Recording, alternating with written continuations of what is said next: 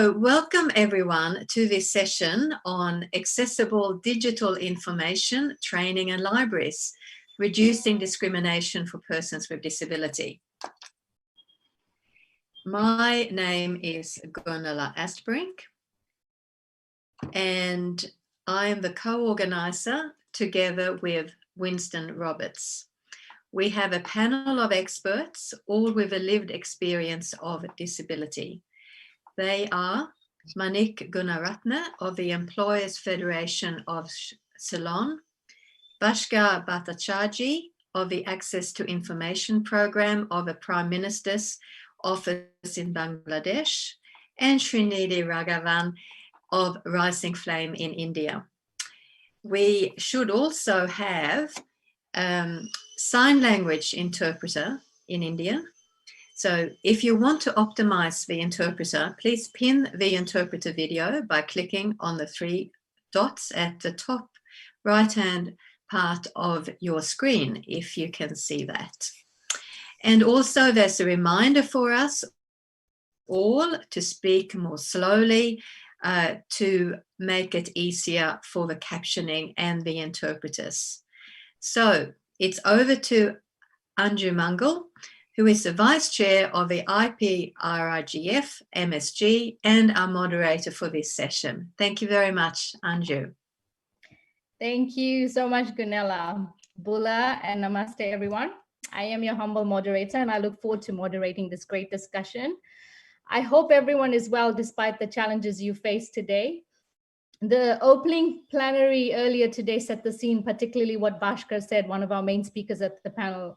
We need to have an all-inclusive approach when dealing with challenges. And we're all grappling with so many challenges. I mean, today I also grappled with a few challenges in terms of, connecting to Zoom or trying to figure out the features. So we're all in this together, as I always say to everyone. So before I start the formal session, we have a few housekeeping rules.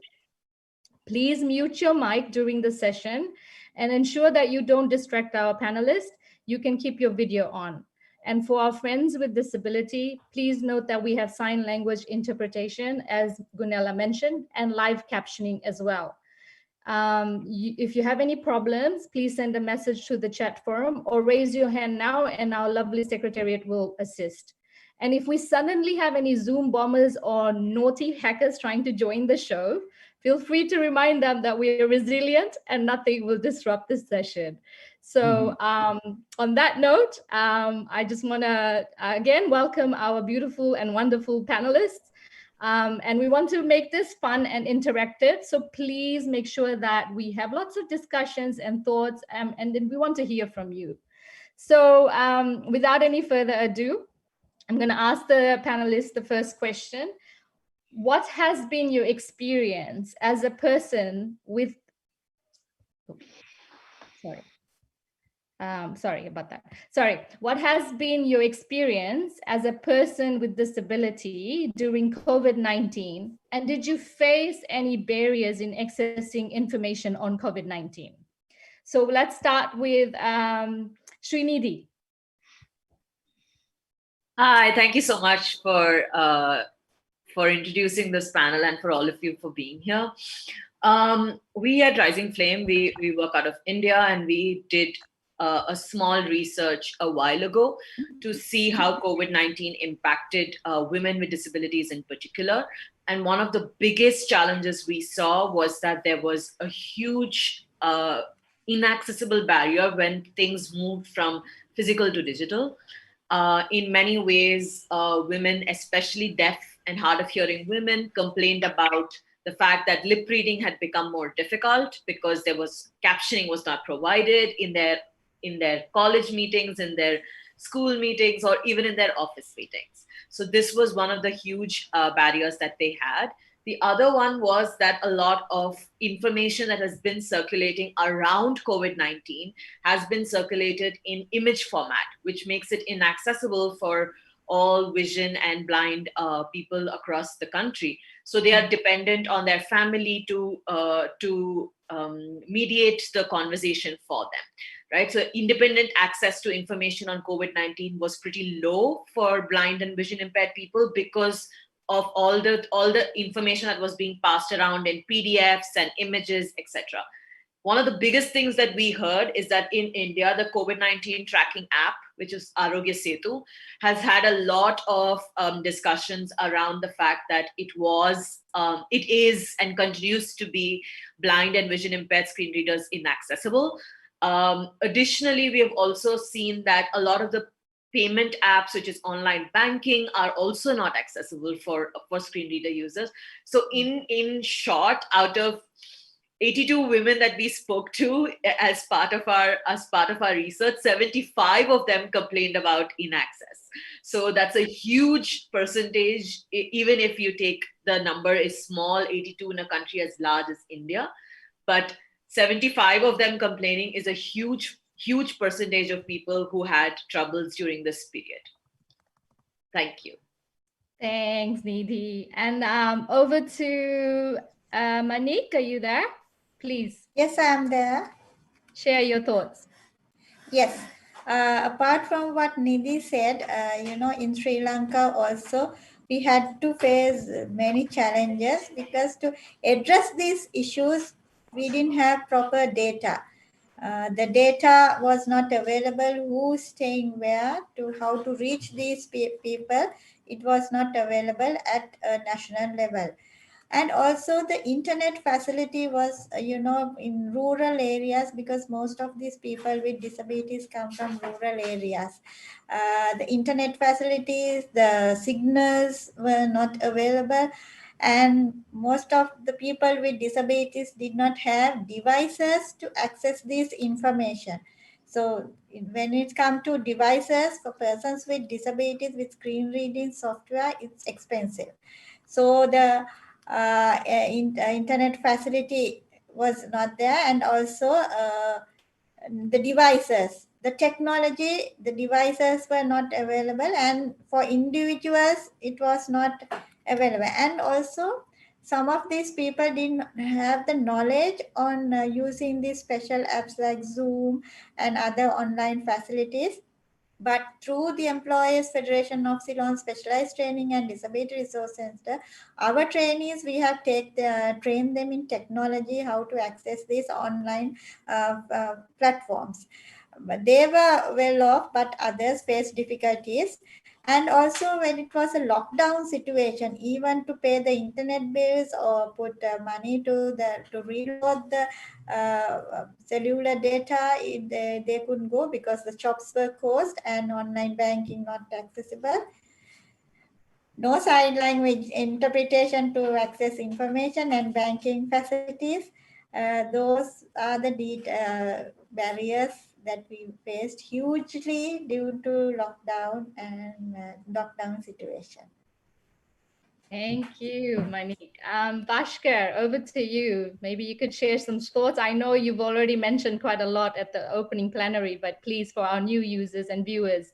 Thank you, Anju, and my great teacher who have taught me the Twitter, how to use Twitter. Thank you for your support. I am just tweeting again and again. So, however, there was a real challenge we are facing till today because of the pandemics. First time we realized our service, especially e-service, are not accessible for people with disabilities, because previously maybe sometime we have taken support from my colleagues and other people, but this time as we are staying in home, we really require service to access by our own. Even is a question of my dignity. So when first in the beginning we find that information are not accessible, such as people with disabilities are not getting accessible information, and we just started lobbying with the government to make this information accessible. In my country, we have where I am also working, there is an organization called Young Power in Social Exclusion. They have just innovated some multimedia talking book, which is full text, full audio, and now accessible ebook on COVID-19. And we just follow the WHO guideline and also the Bangladesh government guideline, and that was widely circulated among the different our groups members and library members. And also we lobby with the Ministry of Health. So they have just started the sign language broadcasting whenever there is any information is coming from the government side regarding COVID. So they just use the sign language. But unfortunately, in the television, when there is a sign, but some companies, they're giving ad on the sign. So sometimes people with hearing and speech disability are not able to understand what they're telling in the sign, because these people are using as their promotion, like advertisement, etc. And another issues we have faced difficulties, there was a helpline has started like 333, which was completely inaccessible for the people with disabilities in the beginning. Only individual can call and take service. Only audio was there.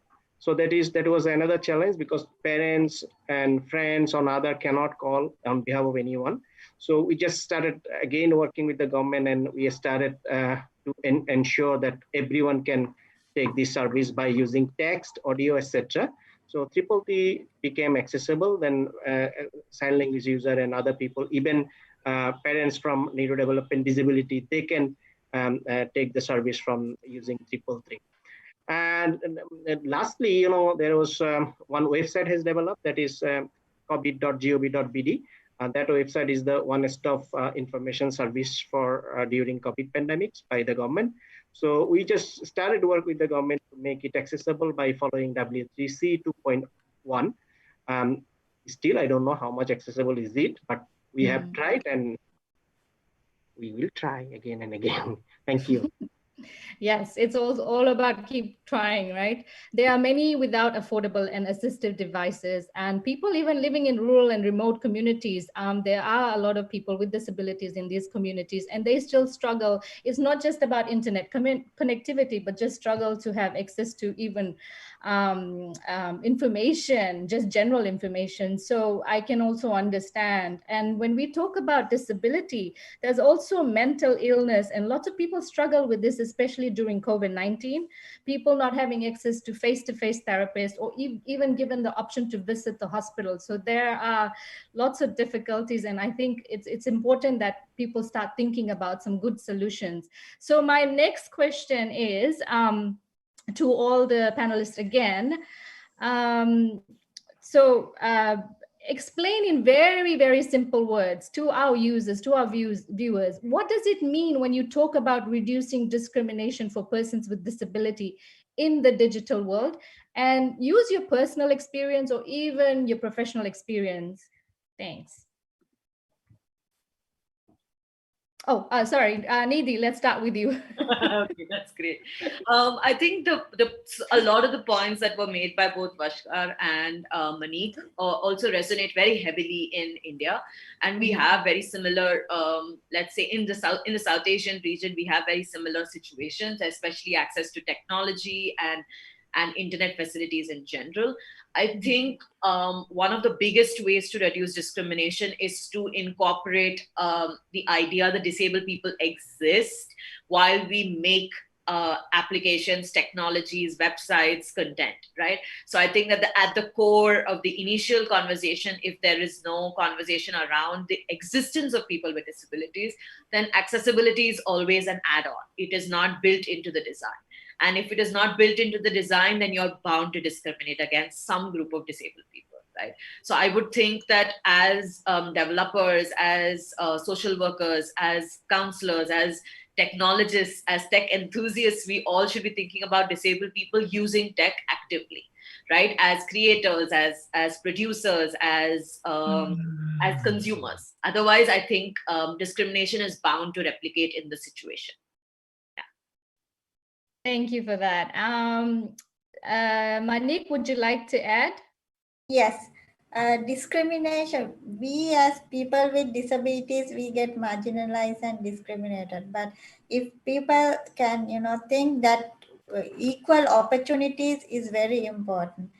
So especially when it comes to internet, the internet for all concept should be adopted. To address this issue and to reduce discrimination, what we did is from before, we started training people with disabilities in the very grassroots level. Like we created mobile app concept. So we go to the grassroots level, create a mobile lab with the laptops and internet facilities, and train people with disabilities how to surf the internet and gather the information they require. And on the other hand, at the same time, we train people with disabilities, people with non-disabilities, especially web developers, on how to make websites accessible. So by this twin track approach, I think we were able to, reduce discrimination to a certain extent, not to a large extent, but we have taken an initiative. So we are planning to strengthen it further so that maybe in the future also we will have to face many difficulties with lockdown situations like this. So we hope we will be able to strengthen this situation. Great. Thank you so much, Manique. Vashkar, would you like to add, please? Yes, Anju, if you have a rice to eat, at least I have to have a bread. so there will be no discrimination. At least we have some food for it. So just what I am trying to mean, whenever there is any service for the citizen, whatever service is, internet or any other service, that must be accessible and affordable for all, including people with disability, rural community, indigenous people, language minority, anyone who need. I don't want to forget the women. Sometimes we forget the women, especially women with disabilities. So we need to design our service and product such a way then everyone can enjoy equal basis with others. Then there will be no discrimination. And sometimes even inclusion work also not work properly, because by the name of inclusion, we often forget the people with disabilities. We often forget the most vulnerable group among the people with disabilities, that is women with disabilities, neurodevelopment disabilities, psychosocial disabilities, etc. Disability also a diverse representation of diverse group. Or if we only see the one types of disability, that's not really mean anything. There is people who have the learning disability, who have the attention deficiency. So many other types of disabilities are exist. So whatever service we will design, we must keep in mind that there is some people who have to have a special attention. And I want to say one thing by recalling UN Convention of Rights of Persons with Disability, we need to ensure the reasonable accommodation, and we must respect the Article 9, accessibility, and Article 21 of the UNCRPD. Indeed, agree, completely agree. And what Nidhi and Manique also said, in terms of design thinking approach and making sure that all users are part of the product design is critical. And I think our viewers here, if you're a developer, I think you need to keep this in mind, that when you are designing a product, keep everyone in mind, and particularly persons with disability, or rope them in during your discussions so that they can give you some really good ideas. So I know all of the panelists have mentioned women, youth, just briefly. And we talk about that women and youth with disabilities are less likely to get digital skills and training or even work. Can you tell us why, one, and how can we challenge the work culture and mindset to ensure that women or even youth with disabilities are given an equal opportunity, especially in the digital economy? Nidhi, I'll start with you. Thanks. Thank you so much, Anju. I think that both Vashkar and Manique have touched upon it briefly in the conversation. But and like Manique said, that in disability is more prevalent in areas where there is malnourishment, poverty, etc. So what we see in India is that when there is multiple discrimination at the intersections, and there is one of the discriminations is gender, the likelihood of the boy with disability getting access to technology earlier than the girl with disability getting access to technology is very, very common, especially in the situation where both of them need to have, say, access to remote schools, and the house only has one device. The chances are that the boy with disability will be given the device, right? Because there is so much discrimination based on gender, as well as disability that is placed on the girl with disability, that we see often that they are not exposed to technology, that there's heavy input and attempts to ensure that the girl can get married or is possibly eligible to get married. So access to technology, schools, etc., all become lower. The other trouble that we often see is that we don't necessarily, I mean, there is the gender discrimination angle of it, which means that girls who have to go outside their village to study often never make it to higher education schools or to higher secondary schools or to colleges. And if disability is added to that equation, it becomes worse. So we see that the difficulties are within gender and disability come together, then the chances of access to assistive devices, to mobility aids, to technologies becomes poorer, and access to internet is then further marginalized for them. Thanks. Manique, would you like to add? I know you briefly mentioned as well, but if you want to add a bit more. Yes, thanks, Anju.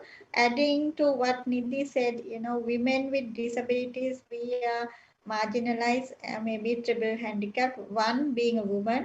Two, being a woman with a disability. And three, if you are not empowered, then you become triple handicap.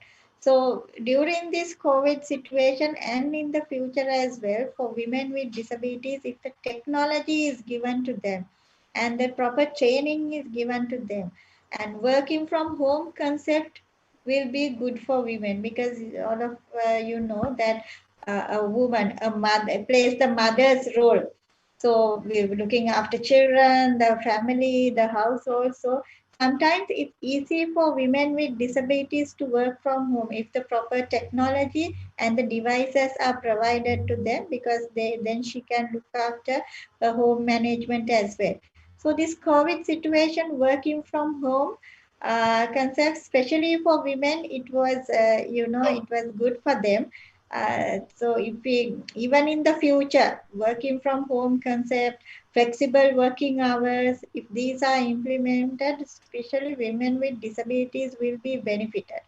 So for internet, getting this knowledge, and for women, women with disabilities, they don't get the proper information and lack of knowledge, especially on parenting, home management. Those information is very important for women with disabilities. I think through this COVID situation and lockdown situation, some of these women, started working from home and learning this technology. Those are the good things which this COVID brought us.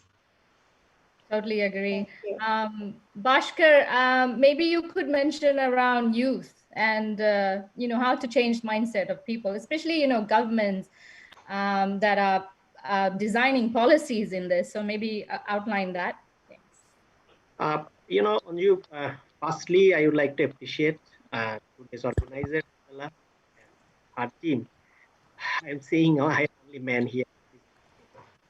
So that means women are really empowered, at least in APRIGF here in my. Yes. So we need to understand potentiality of the humanity. We just, and also in our region we require a positive discrimination. Government and policy level positive discrimination is highly required. In our country for women there is a quota, for employment, education, etc. So these types of positive discrimination is highly recommended to engage the women with disabilities in ICT and internet. Unfortunately, we are not saying many women with disabilities are using technology. Maybe they are sometimes user, but they are not coming as a programmer or as a trainer, etc. This is one big challenge we are facing in our region. But the things are not that much dark, because we are seeing money people who are working hard to bring the change. And I strongly believe government policy, we have a law, it's called Persons with Disability Rights and Protection Act 2013. And in that law also, we are trying to, unfortunately, there was not much talked about the women with disabilities. And National Women Policy, yes, there is a very clearly mention about the women with disabilities. So we need some kind of positive discrimination to increase the women participation in technology, especially women with disabilities, and internet, etc. Thank you so much, Vashkar. I just want to let you know that you were breaking a little, so maybe it's your connectivity, just to let you know. So, Can I add something? Oh, sorry. Can I add something? Sorry. Yes, please go ahead. And then we'll go on to the question and answer. Yeah, go ahead, Nina. I think that the specificity of women with disabilities access to information is also about sexual and reproductive right information, which often is not present in accessible formats. Right. So this is both a feminist issue and a disability justice issue. So as well as a tech issue. Right. So I think I just wanted to bring in that a lot of women do turn to the internet for information about sexual and reproductive health rights, about access to this information, about their bodies, etc. This is further hampered for women with disabilities, and I just wanted to point that out. That's an interesting one, and I never thought of that actually. So thank you for that. I learned something new today. Anju, yes, I would like to add. Yeah. Here, I would like to point to one very important point. Even myself, I didn't know about the sexual and reproductive health issues. Even I have no knowledge regarding sexual relations and etc. Even I faced lots of mental difficulties when I got married. I think my partner also faced such types of I think frustration because I didn't have any knowledge. I never ever read any books. So what we done? We just create some accessible materials for women with disabilities and people with vision disabilities, learning disabilities. Then they can access the information regarding sexual and reproductive health. Right. Just one point to add. During this COVID situation, there were a lot of gender-based violence happening, and there were some hotlines available for complaints. But people with disabilities did not have, especially hearing impaired persons, do not have access to hotlines, and these lines were not accessible.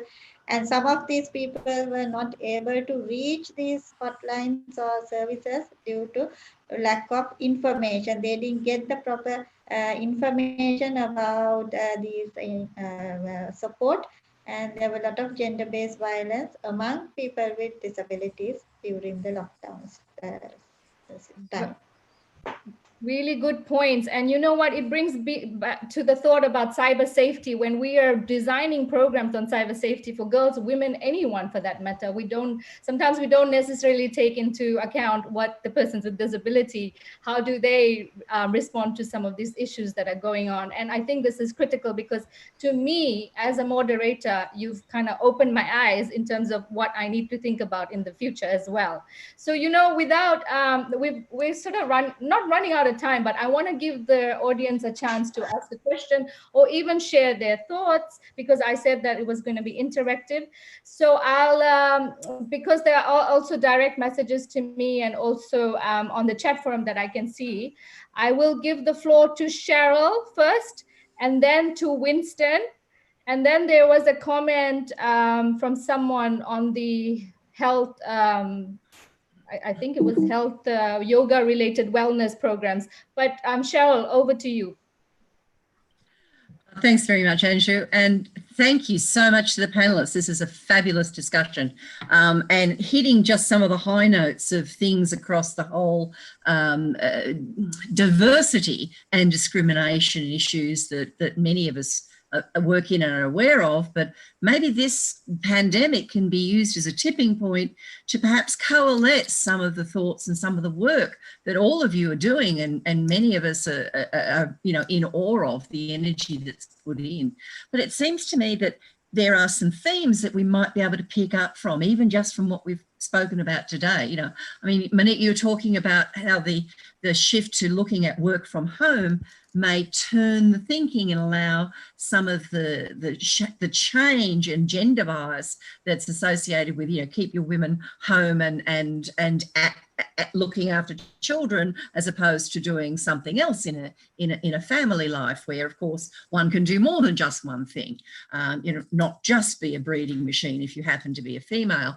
The access to the information and material, and it's not even just sexual identity and sexual practice, it's health related as well. When you look at isolated incidents in Africa, for example, Henrietta, if she's on, would know a lot about this with work she's been involved with over the years, where it's only one or two bad outcomes from breeding too much too soon in a girl's life means they feel really isolated. And yet internet and digital competency, as I'm now going to call it, thanks to this morning's opening session, digital competency, if we can get them access to that, then the 100 in several areas can come together and offer peer support and maybe see their way through. So it's the mental health aspects, there's all these bits happening. Maybe this is an opportunity for more of these very worthy pieces of work to come together and find the best ways forward. And Gunela, it reminds me a little bit about a mantra we used to use years back, which was, you know, universal design is good for everyone. Well, I think there's some of that that might be able to be, that thinking that might be able to be brought back into some of these issues again today. Thanks for the opportunity and keep up the conversation. It's fantastic. Thank you so much, Cheryl. You know, these are really good points, and obviously it's not about me. I mean, I want to have this discussion too, but I will now give the floor to Winston because he has a question. And then, yeah, Winston first, please. Winston. Thank you, Anju. My question is to the panelists, and I'm speaking really on behalf of one of the organizing civil society groups behind this workshop, not the most important one, but one of them. And my question is, do you believe that in your country, you get enough support for disabled people from the libraries, the community libraries, where people, where sighted people, abled people normally go for information? Do your libraries provide similar good quality services, understanding, compassionate services to people with disability? And if not, what do you suggest can be done about that? Thank you. Great. Nidhi, we'll start with you first. I think that it's somewhat present and somewhat absent. I also want to point out that in India, it's the percentage of disabled people who live in rural situations is almost 69%, which means that most of the disabled population in India lives in rural spaces where access to libraries itself is poor because access to literacy is poor.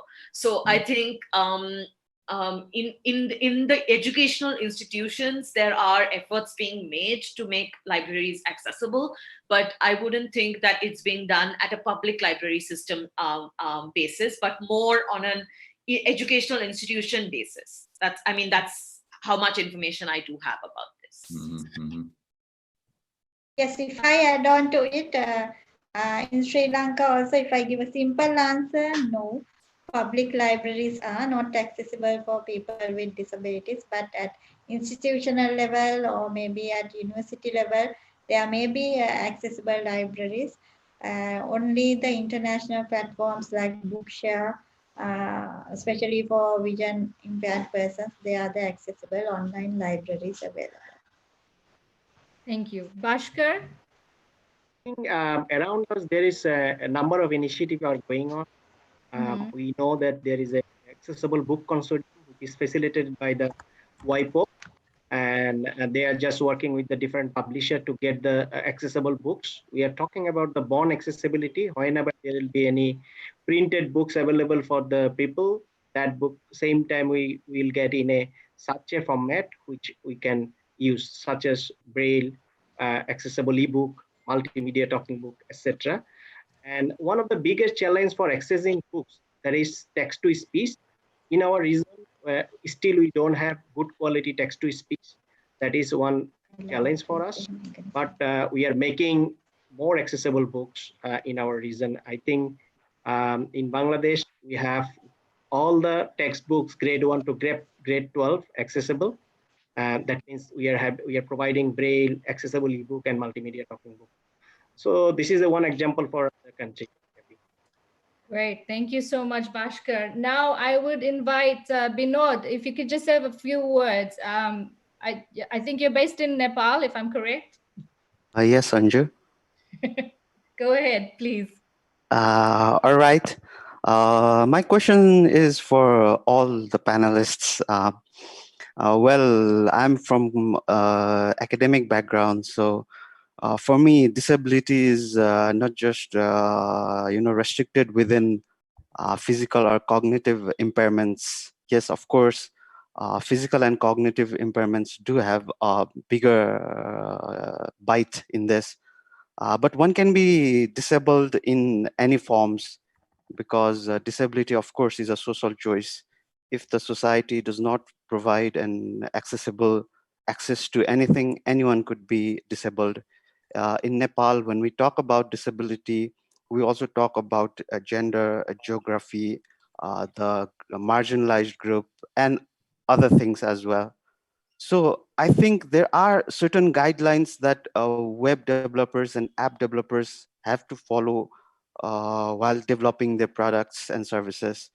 But even saying so, how are we effectively, impelling them to follow those standards? We don't see many developers and app developers actually following that, despite of there being guidelines. So how would we advocate so that they would follow them, at least minimum guidelines, making it accessible for all? Nidhi? Yeah, thanks so much, Anju. I think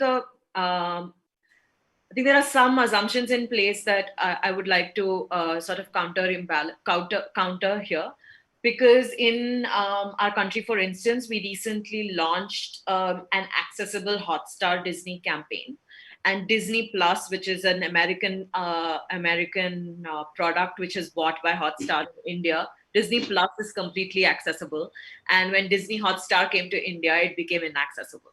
So we launched a campaign, and we asked, it was a public campaign, so lots of blind and vision impaired users signed the petition to ask for making it accessible. And what we were told by Disney Hotstar's PR is like, the whole world, everything is inaccessible, why are you targeting us? Right? So I think the product is that the assumption is that everything is inaccessible and nobody needs to make anything accessible. So though there exists web content accessibility guidelines for everybody, I think the awareness of the guidelines, especially in developing countries and in countries as big as ours, is very poor. But I think additionally there is, like I was saying in my first comment, we do not see the world as a place with disabled people in it. So our design does not automatically incorporate their existence, right? So unless we change the way we are thinking about the world, it will be very hard for us to design apps that are accessible or design websites that are accessible. So that would be my comment. Thank you. Thank you. Manique and Vashkar, would you like to add? Can you hear me? Yes, we can. Please go ahead. So, we are just listening about the internet website accessibility, etc. There is many international standards such as W3C 2.1, DAISY standard, EPUB 3. So a standard are exist. And also what we know, we have the policy and guideline in our region also. Many countries have their own accessibility policy. The problem is that implementation. Our implementation is very, very poor, and also monitoring. We'll monitor. And another issue is like tendency of violating law. We are making law, policy, international commitments, but we are violating them. Nobody really care to violating. I'm really sometimes feel bad when I saw that UN agencies are reluctant about ensuring accessibility for their information and service. Because even though they are the custodian of the UN Convention of Rights of Persons with Disability, and they have the Article 9 and Article 21, which ensure the accessibility of all e-service, books, technology, whatever exists. So UN agency must take the lead. They have some kind of influence in our region, in our country, and also there's a commitment by our countries. So who will monitor that? This is the question. Yeah. Good question. Yes, when it comes to accessibility, I must say people always should think it's nothing about us without us. starting from the policy level, from top level, whoever making decisions should include people with disabilities into their committees or at policy level who are drafting policies. I'm happy that the Internet Governance Forums included people with disabilities and also women with disabilities to this forum to make nothing about us without us and the Internet for all, the concept, reality. Very good point. That's really good point because our secretariat has gone out of their way to even provide live captioning, and Gunela and the team for sign language interpretation. This is what we call all-inclusive approach. Now I'm going to apply discrimination here before Amrita, because Amrita is on the MSG as one of our members and she is the incoming vice chair. I will give it to the fellow because fellows before MSG members. Swaran, please go ahead. Hello, everybody. I hope you can see me. Yes, we can. Okay, I'm in somewhat of a remote area, so I hope you can hear me clearly. Anyway, interesting insights into the topics we've been talking about so far. Just a little bit of background about me. This is my first time, and I'm really, really very excited. There's some issues that I've been thinking about. I'm also an academic. And my research area is, I'm currently doing a doctorate in assistive technologies. So I'll tell you very honestly, it took me about 2 years to understand the topic itself, about disabilities itself, about the various types of disabilities. I've traveled around to try to understand if, for example, issues of people who have a mental illness, are they the same in different regions in the world?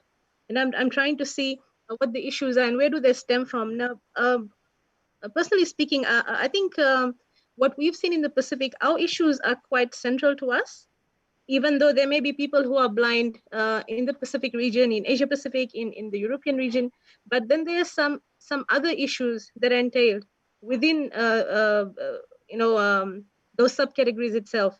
Now, for example, in Fiji, in the world, in fact, we talk about digital divide, we talk about the gender disparity, we talk about the issues pertaining to developing countries. So these are issues on their own, but then we need to further look into the depths of these issues and see which of these issues are Pacific centric, or which one of these issues are pertaining to East Asia, Southeast Asia, or and there could be many different facets to this issue. Demographics, culture, they play a huge part in these things. Now, these are just some of the issues that I'm thinking out loud.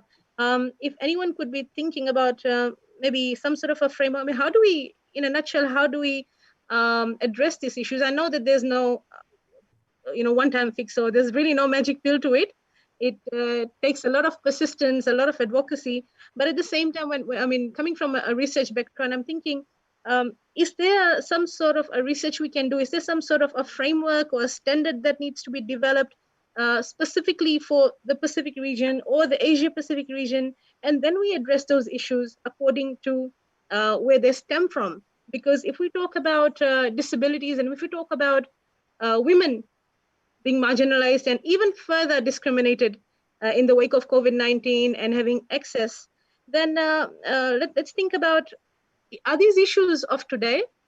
I mean, gender disparity has been there, discrimination has been there for a very long time. So I believe a holistic approach would be good, but explaining that to someone, because when people ask us, okay, you guys are doing research in assistive technology, you guys are doing research in the areas of disability, but what are the outcomes? So I believe there's a framework, and those frameworks should be developed in conjunction. Obviously, we cannot talk about disability without including people who are disabled, without including people who are policymakers, right? So I was thinking if there's a way, to fix this issue in a holistic way, where we could involve all the right stakeholders and perhaps come up with a framework and then start tackling them as we go along, just like the OSI model, So something similar to that. Is there anyone who'd like to take that question on, or any part of my big parrot? So much. Thank you so much, Swaran. Nidhi, would you like to start? Or anyone? I think she has you've placed a huge a conundrum in front of all of us. But I think step one would be gathering data. We don't have very much, especially in a country, especially in India. I'm not sure about the other members in the region. We don't have enough data around who's using technologies, what kind of technologies exist, etc.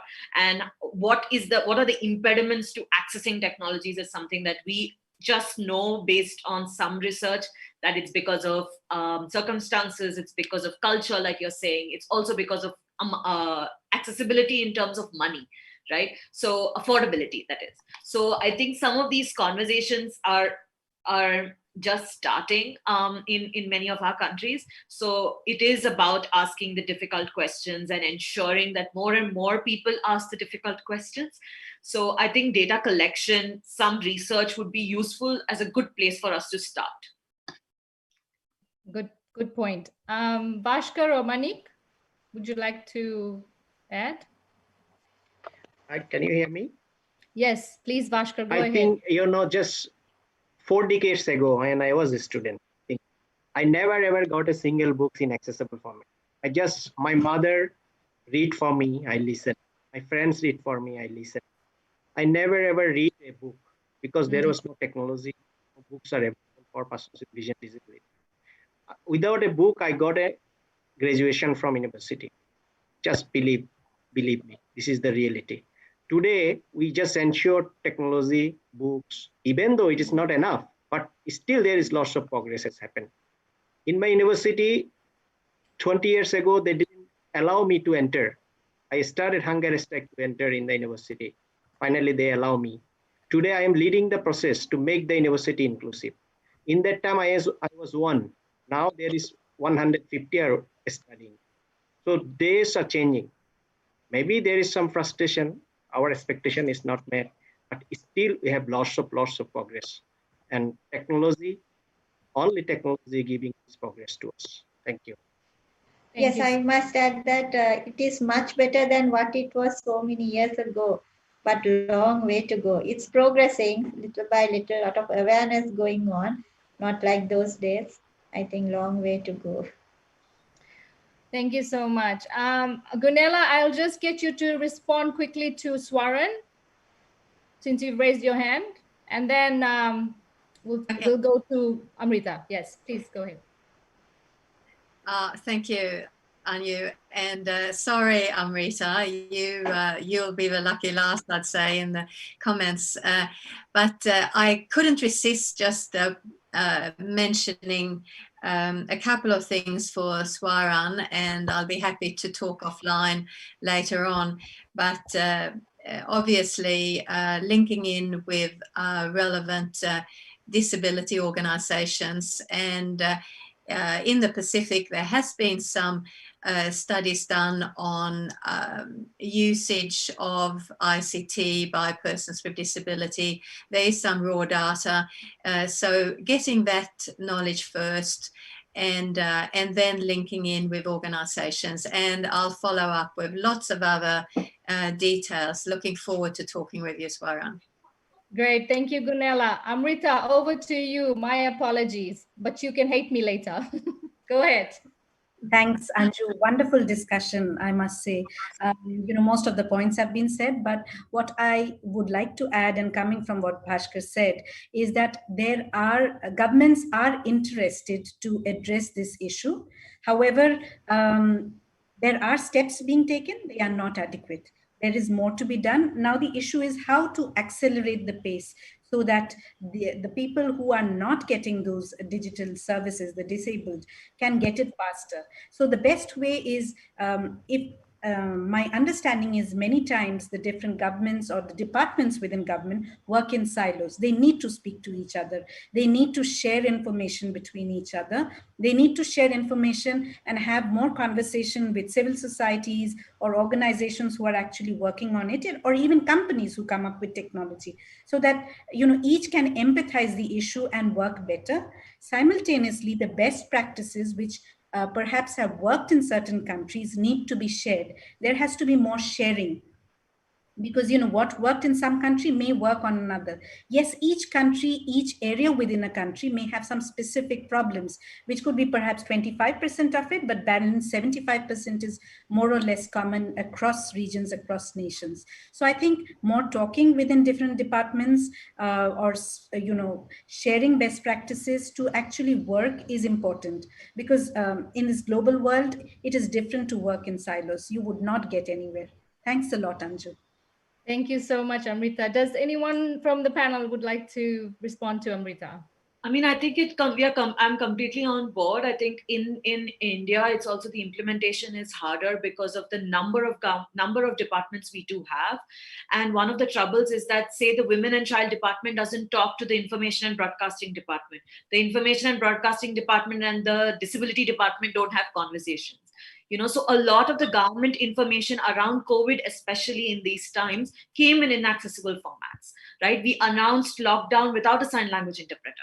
So I think that the ideas are, the steps we have taken towards increasing access has indeed become large. But I think when the population is bigger, it takes a longer time. But I think also that the intention behind pushing access at every level is needed. It cannot only be the disability department's job to push access. It has to be part of every government department. Thanks. Thank you, Nidhi. Okay, I think I will just hand it over to one more person, and then we will have to close because this meeting room will automatically close. So we have to be careful of that as well. So I'll hand it over to Ashirwad. Would you like to say a few words? I think you mentioned something on the chat. Yes, Anju, thank you so much. Well, it's not much about about disability or what we can do. It's my general feeling that I have, because most of us are in government, are in democratic government. Our government are democratic, so usually their focus is on votes, and the number of votes that come is from the majority rather than minority. So obviously the governments and people in position do talk about inclusion and all the things because it's kind of fancy word for them, but the action on the grassroots level or ground level is so less. So I would suggest that we could use this platform to lobby with our government on the international commitments that they have made with UN or in achieving the SDGs. So we as an individual level, we could impel our government, lobby them with the international commitments, and also make them understand, raise awareness about actually why is it needed, why should people with special needs be included in all the conventions that are being done. How can we move forward towards social justice? And if we all effectively do this continually, maybe someday soon we'll have a better world that we're trying to make. Thank you. Thank you so much, Ashirwad. Now, I just want to go back to the panelists because we don't have enough time. So maybe one important key message to our viewers here, who can also go back to their governments, their civil societies, their policymakers, whoever. 1 point each, please. Nidhi, first you. I just typed it in the chat box, but I would like to repeat it, that accessibility for all, it should be part of all our advocacy. It cannot be part of only advocacy by disabled people. Everybody needs to get on this boat so we can all advocate for accessibility. Okay, great. Thank you. In my opinion, nothing about us without us. Engage us, involve us, then you will get a good result. Good. Manique. Yes, it's important to change the mindset from sympathy to empathy, dependence to independence, hidden to open, segregation to integration, and exclusion to inclusion, like the Asia Pacific Regional Internet Governance Forum did today. Thank you. Thank you. Thank you. Now but stay, don't go because we have a few more minutes left. I will now get Gunela to just say a few words. To our viewers, Gunela and Winston have been working behind the scenes to get this great session going. So it's not just me. or it's not me at all, actually, it's these amazing people. So I will get Gunela to say a few words, please. Thank you very much, Anju. Thank you very much, Vashkar, Manique, and Srinidhi. And thank you for the fantastic comments and input into this session. It's been truly great and working together. And we've had up to about 78 participants in this session, which is fantastic, from a wide cross-section of people. So hopefully some will listen and take it back and start implementing some of these suggestions we've come up with. So there is so much that we've covered, and I will inadvertently miss out on some key points. But we heard about the level of discrimination to people with disability, cultural discrimination, especially to women with disability, and the difficulties in rural areas.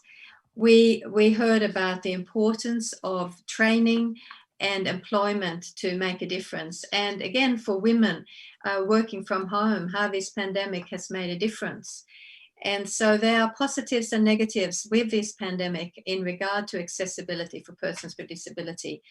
And it just has brought out again the inaccessibility of key websites and apps for people to live as equitably as possible in this time of COVID.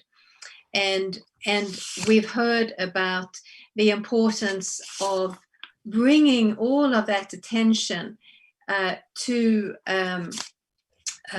governments, to every sector of society, be it technical organizations, industry, to ensure that accessibility is included.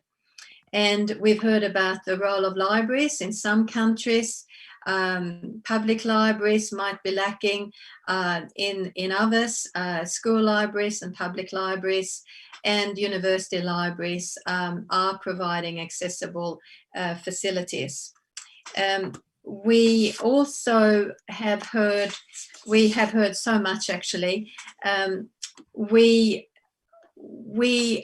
have heard about really the conundrum of some people question the existence of people with disability, because in some countries they are hidden away, maybe in villages. So we recognize that persons with disability are very diverse, just as anyone in the population. And we need to address that. We need to make ICT, internet services accessible and affordable. We need to find that tipping point when it comes to discrimination and how to overcome it. We need to mainstream. We need to have that inclusive design. We need to share information and strategies to lobby governments, to lobby industry, to make a change. And we've heard key points: accessibility for all, nothing without us, about us without us, so that people are decision makers. People with disability can be part of that design, policy making right from the start. We heard about moving that attitude from sympathy to empathy.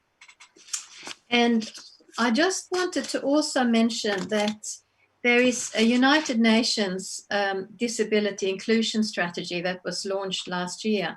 We know about the UN Convention on the Rights of Persons with Disability. We know about the W3 Web Content Accessibility Guidelines.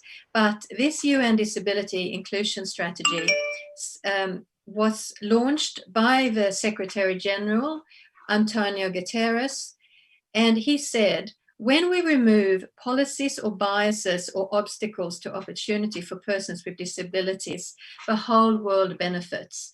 And that's what we're aiming to do. So thank you everyone for this stimulating discussion.